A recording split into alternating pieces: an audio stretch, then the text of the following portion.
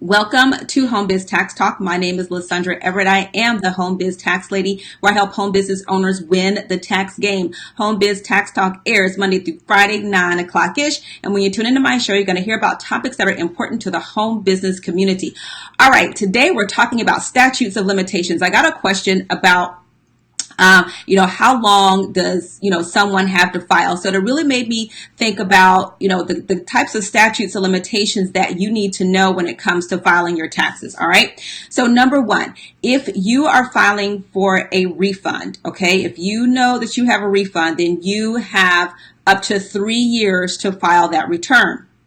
Okay. So that means if you miss that 3-year deadline, then that money becomes a property of the Treasury. If you go 3 years and a day, oops, sorry, the Treasury thanks you nicely and kindly for your refund. Okay, so what does that look like? All right, so the filing deadline for the 2018 tax return is April 15th, 2019. If you don't file by then you have until April 15th, 2022 to claim that refund. If you don't file by then the IRS thanks you for your money. Now, if you have a refund and you filed a valid extension, then you have until October 15th. Now, with a refund, if you are due a refund, you don't have to file an extension, but it's something that you definitely want to do to be on the safe side, okay, to make sure that you do that, because if you think you're going to refund and then something happens and you wind up that you owe, then you're going to incur a failure to file penalty for not filing that valid extension, all right? That's number one. Okay. So the IRS audit of returns, I get people asking this question a lot.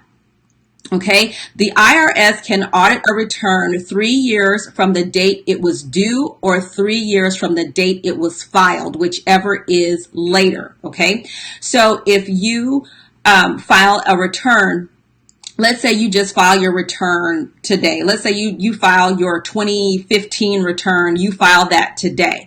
Okay, so they have 3 years from today to audit that return. All right, so even though your 2015 taxes were due on April 15th, 2016, because you filed in 2018, it's 3 years from when you filed instead of 3 years from 2016 when it was due.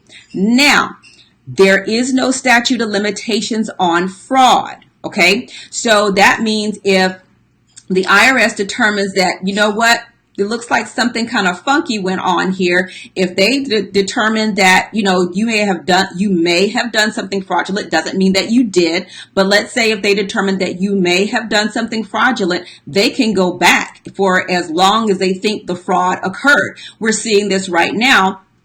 With Donald Trump in the news. They're saying, okay, well, he looks like he may have done something fraudulent back in the 90s.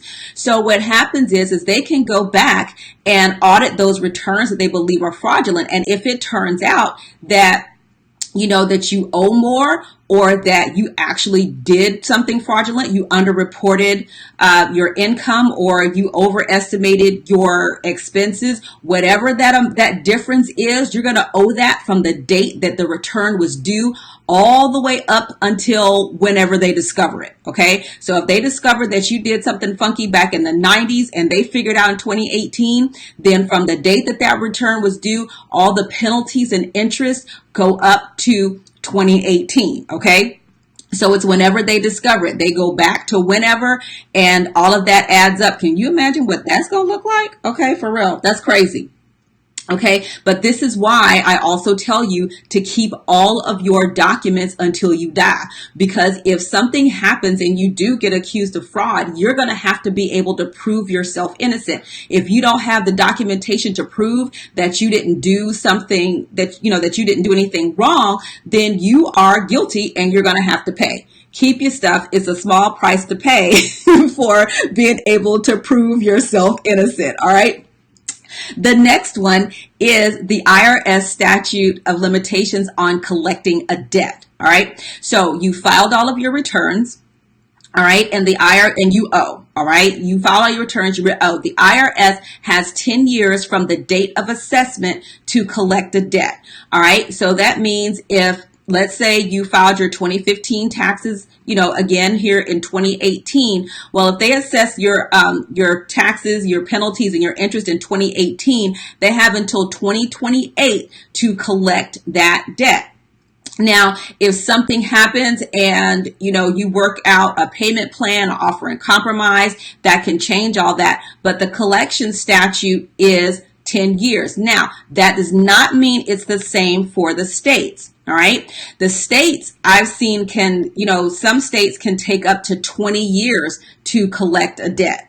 All right. So even if you work out something with the state, if they figure out that they can, based on what your income is and your living expenses and all of that, if they can get their money in 20 years, 9 times out of 10, they're not going to be willing to deal. And the same way with the federal government, if they figure out that they can get their money in 10 years, they're not exactly going to be willing to compromise. So when you see these commercials, if you owe $10,000 or more and they settled for, $500, we're talking about people that don't have anything. We're talking about people that don't own property. They don't have cars. They don't have retirement accounts. They don't have any assets whatsoever. So yeah, because they may have low income, or if they really have no assets for the IRS to leverage, then yeah, they might settle for $500, but you're not going to sit in, a 4 bedroom, 5,000 square foot house with 6 bathrooms and 4 cars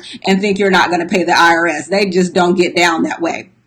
So those are some major, statutes of limitations for you to know going in. Are there others that apply to other things? Yes, but these are the major ones. So you got 3 years to file for a refund. If you miss it, the government thanks you for your money. Okay.